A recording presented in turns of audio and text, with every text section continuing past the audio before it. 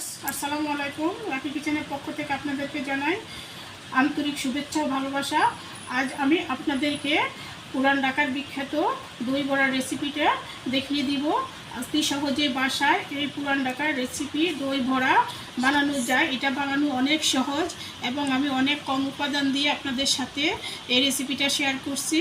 এটা অনেক ভালো লাগে বাসায় বানিয়ে খেলে। আপনারা রমজান মাসে এই দই বড়াটা আপনারা কি করেন, পুরান ঢাকা থেকে কিনে খান। যদি আপনারা বাসায় বানিয়ে খেয়ে থাকেন, এটা নিজের একটা আত্মতৃপ্তি এবং নিজের কাছে অনেক ভালো লাগে। নিজের মনের মতো মাধুরী দিয়ে এই দই বড়াটা বাসায় বানিয়ে খেয়ে দেখবেন, অনেক সুস্বাদু হয়। আপনারা এই জন্য আমি আজকে আপনাদের সাথে এই রেসিপিটা শেয়ার করলাম। এই গরমের মধ্যে রমজান ছাড়া, এই পবিত্র রমজান ছাড়া এই গরমের মধ্যে যদি আপনারা দই বড়াটা বানিয়ে ফ্রিজে রেখে দেন 3-4 ঘন্টা পরে নামিয়ে খেয়ে দেখবেন, অনেক তৃপ্তি লাগবে, অনেক ভালো লাগবে। আপনার টক ঝাল মিষ্টি খেতে অনেক ভালো লাগে গরমের ভিতরে। তাই আমি আজকে আপনাদের সাথে রেসিপিটা শেয়ার করছি। দেখেন বন্ধুরা, এখানে আমি একটা মিক্সিং বোল নিয়েছি। মিক্সিং বোলের মধ্যে আমি 250 গ্রাম, এখানে এটাকে বলে মাসকালার ডাল বলে, এই ডালটা নিয়েছি। এই ডালটা এখন আমি পানি দিয়ে ভালো করে ধুয়ে সারা রাত্রের জন্য ভিজিয়ে রাখবো। বন্ধুরা, এটাকে আমি ভালো করে পানি দিয়ে ধুয়ে নিয়েছি। এখন আমি এইখানে এই পানিটার ভিতরে সারা রাত্রের জন্য এই মাসকালার ডালটা ভিজিয়ে রাখবো। এটা সারা রাত্র ভিজিয়ে রাখলে ডালটা ভালো করে ভিজবে। তারপরে কালকে এটাকে আমি ব্লেন্ড করে নিব। এখন সারা রাত্রের জন্য এটা আমি ভিজিয়ে রাখলাম। আমি সারা রাত্রে ডালটাকে ভিজিয়ে রাখার পরে এক একটা ডাল ফুলে এখন বেশ নরম হয়ে গিয়েছে। এই যে দেখেন, আপনারা দেখে বুঝতে পারবেন। এবং এটাকে পানি জড়িয়ে এই যে আপনার নিয়েছি। এই পর্যায়ে এটাকে আমি একটা ব্লেন্ডারের জারে দিয়ে দিব। এই যে দেখেন, আমি একটা ব্লেন্ডারের জারে দিয়ে দিচ্ছি।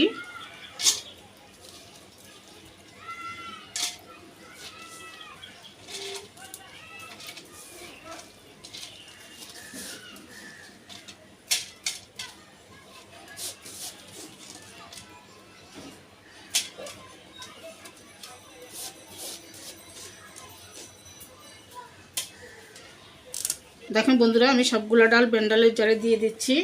এখন দেওয়ার পরে এখানে আমি এর সাথে দিয়ে দিব কাঁচামরিচ 2টা, আর দিয়ে দিচ্ছি রসুন 3 পিস, আর এখানে আদা এই যে একটু। এটাকে দিয়ে আমি এখন ভালো করে ব্লেন্ড করে নিব। তাহলে আমি ব্লেন্ডার করার জন্য চলে যাচ্ছি। দেখেন বন্ধুরা, এখানে আমি ডালগুলোকে ব্লেন্ড করে স্মুথ একটা পেস্ট তৈরি করে নিয়েছি। এখানে কোনো দানাদার কোনো কিছু নাই, একবারে খুবই স্মুথ হয়েছে। এই যে দেখতেই পারছেন। এই পর্যায়ে আমি ব্লেন্ডার থেকে ডালগুলা একটা বাটিতে নিয়ে নিচ্ছি। এখন আমি ডালটাকে একটা ইলেকট্রিক হ্যান্ড ব্লেন্ডারের সাহায্যে ব্লেন্ড করে নিব।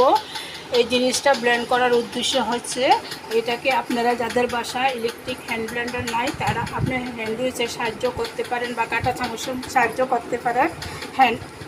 ইলেকট্রিক হ্যান্ড ব্লেন্ডার দিয়ে করলে জিনিসটা তাড়াতাড়ি হবে, খুবই প্লাপি। আর যদি আপনার হ্যান্ড উইচ দিয়ে করেন বা কাঁটা চামচ দিয়ে করেন, এই ক্ষেত্রে কিছুটা সময় লাগবে।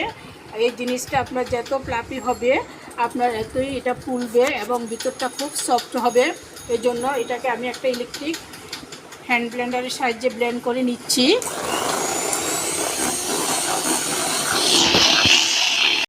বন্ধুরা, আমি এটাকে 15 মিনিটের মতো ব্লেন্ড করে নিচ্ছি। দেখেন আমার ডালটা কতটা প্লাপি হয়েছে।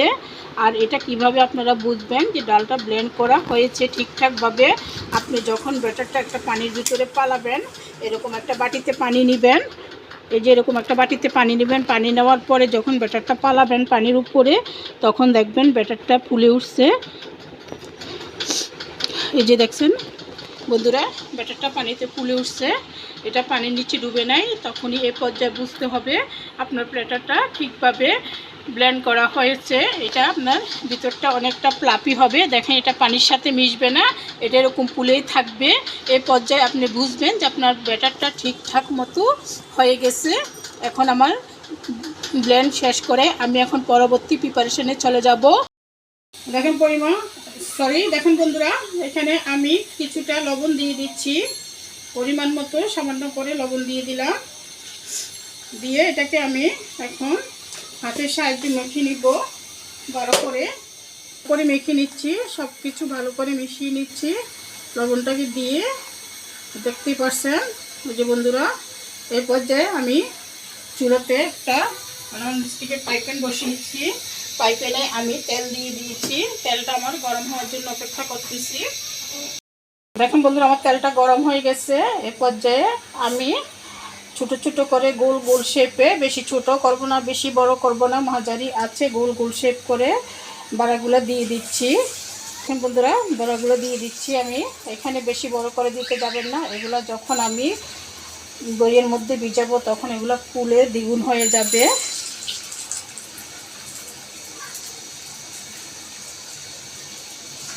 এগুলোকে আপনি একটু মিডিয়াম আঁচে ভাজতে হবে, একটু সময় নিয়ে মিডিয়াম আঁচ করে ভেজে নেবেন।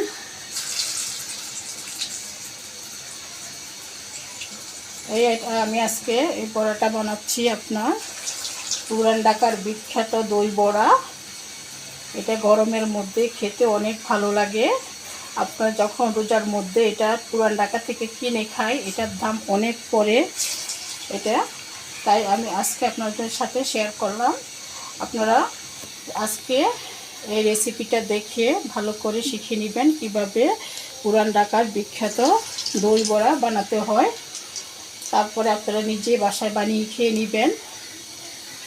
বানানো অতি সহজ। নিজের মনের দিয়ে যখন আপনারা বাসায় একটা জিনিস তৈরি করেন, এটা দেখতে অনেক সুন্দর লাগে এবং ভালো লাগে। এটা আপনার বাচ্চারাও অনেক আনন্দ করে, আপনার উপভোগ করে, পরিবারের সবাই এটা আনন্দ পায়। যখন বাসায় একটা নিত্য নতুন রেসিপি আসে তখন সবাই খেতে খুব পছন্দ করে। এই যে বন্ধুরা, আমার বড়াগুলো দিয়ে দিচ্ছি। এই পর্যায়ে এটাকে আমি উল্টিয়ে পাল্টিয়ে ভেজে নিয়ে আপনাদেরকে দেখাচ্ছি। এই যে বন্ধুরা দেখেন, আমার এক পিঠ হয়ে গেছে। এই যে দেখতে পাচ্ছেন, এই যে বন্ধুরা দেখতে পাচ্ছেন আমার এক পিঠ হয়ে গেছে। এই যে আমার এক পিঠ ভেজে নিয়েছি আমি। এভাবে বেশি লাল করতে যাবেন না, আপনার বেশি লাল করলে এটা শক্ত হয়ে যাবে। বেশি লাল না করে আপনার মিডিয়াম আঁচে এরকম কালার করে ভেজে নেবেন। দেখেন বন্ধুরা, আমি এরকম কালার করে ভেজে নিয়েছি। এ পর্যায়ে আমি চুলা থেকে উঠিয়ে নিয়েছি। এই যে দেখেন বন্ধুরা, এরকম কালার করে ভেজে নেবেন।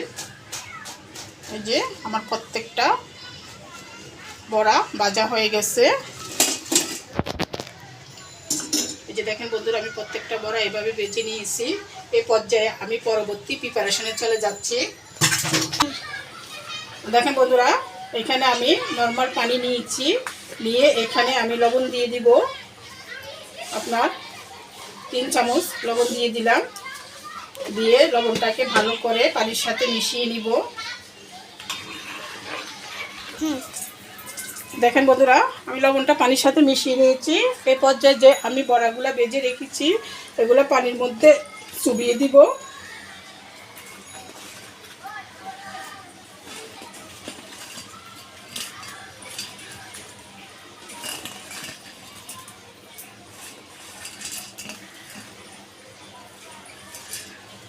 এই যে এগুলো পানির মধ্যে ভিজিয়ে দিলাম।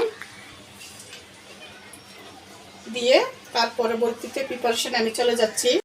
দই বড়া বানাতে আপনার লাগবে পুদিনা পাতার চাটনি, আর লাগবে তেঁতুলের চাটনি। তেঁতুলের চাটনিটা আমার ইয়াতে চ্যানেলে দেওয়া আছে, ওখান থেকে আপনারা দেখে নিতে পারেন কিভাবে তেঁতুলের চাটনিটা বানায়। এখন আমি আপনাদেরকে পুদিনা পাতার চাটনিটা করে দেখাবো। এই যে এখানে আমি পুদিনা পাতা ধুয়ে নিয়েছি, এটা একটা মিক্সিং বোলের মধ্যে দিয়ে দিচ্ছি। পুদিনা পাতার সাথে কিছুটা ধনে পাতা অ্যাড করলাম। এর সাথে দিয়ে দিব আপনার 2টা কাঁচামরিচ,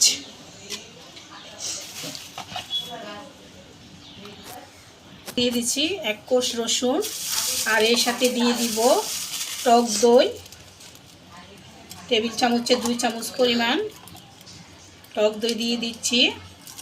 দিয়ে এর সাথে দিয়ে দিচ্ছি পরিমাণ মতো সামান্য করে লবণ। এর সাথে দিয়ে দিব লেবুর রস। এখানে যে আমি লেবুর রস নিয়ে নিয়েছি, সব কিছু দিয়ে এখন ভালো করে আমি ব্লেন্ড করে নিচ্ছি। আমার পুদিনা পাতার চাটনি রেডি হয়ে গেছে। এর পর্যায়ে আমি এটা একটা বাটিতে ঢেলে নিচ্ছি।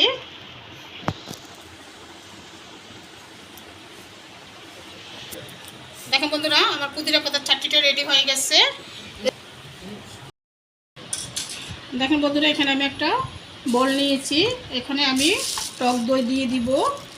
এখানে আমি টক দই দিয়ে দিচ্ছি, পরিমাণ মতো টক দই দিতেছি। এখানে টেবিল চামচে 4 চামচের মতো আমি টক দই দিয়ে দিচ্ছি। এর সাথে আমি অ্যাড করব পরিমাণ মতো লবণ, সামান্য করে একটু লবণ দিচ্ছি। এর সাথে দিয়ে দিব জিরার গুঁড়া, দিয়ে দিচ্ছি আমি গোলমরিচের গুঁড়া, দিব চিনি,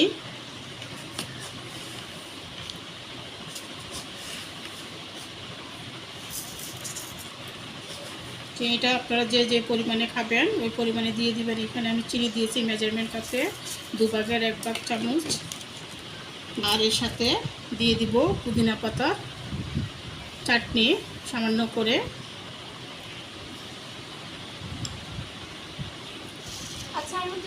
হ্যাঁ, দিয়ে এখন একটা হ্যান্ডিসের সাথে ভালো করে মিশিয়ে নিব। দিয়ে বন্ধুরা, এখানে আমি একটু পানি দিয়ে দিচ্ছি। এখানে আপনার এই টক দইটা বেশি পাতলাও হবে না, আবার বেশি গাঢ়ও হবে না। এই জন্য এটার সাথে আমি একটু পানি মিশালাম।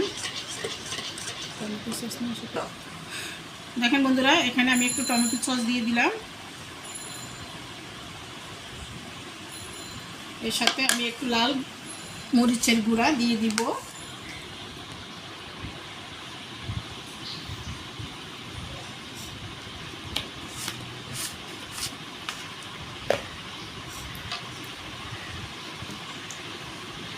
সব কিছু ভালো করে আবারও মিশিয়ে নিচ্ছি।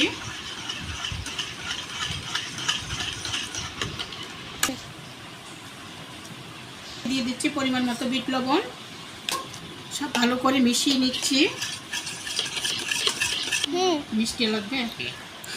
দেখেন বন্ধুরা, এখানে আমার টক দইটা ভালোভাবে রেডি করে ফেলছি। এই পর্যায়ে এখানে আমি যে পানির মধ্যে বড়াগুলো ভিজিয়ে রেখেছি, এগুলা আমি হাত দিয়ে এভাবে চেপে আস্তে করে এই যে চেপে পানিগুলো ফেলে এখানে টক দইয়ের মধ্যে দিয়ে দিব।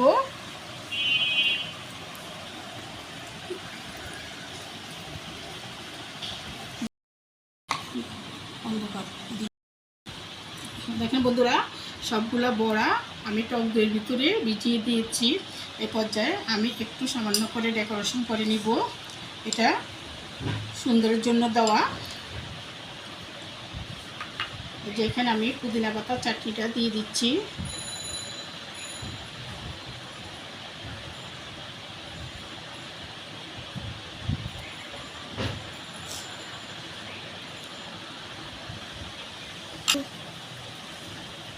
এর সাথে আমি তেঁতুলের চাটনিটা দিয়ে দিলাম।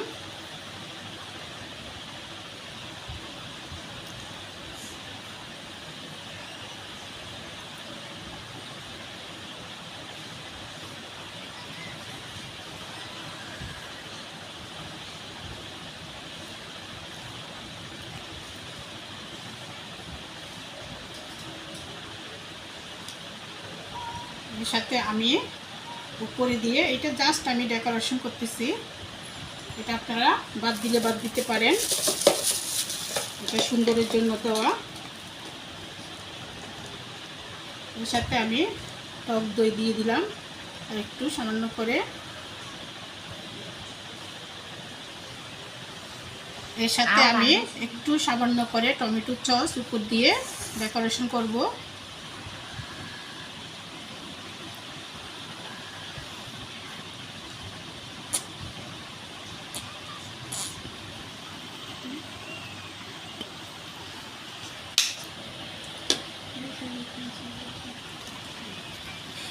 এর সাথে সামান্য করে লাল মরিচের গুঁড়া, সামান্য জাস্ট এটা ডেকোরেশনের জন্য।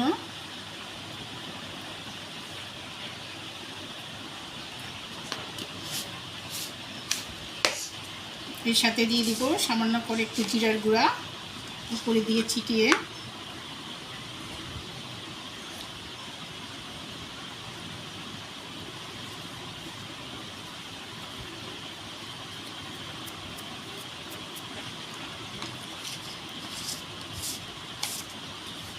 আর একটু হোয়াইট পেপার দিয়ে দিচ্ছি।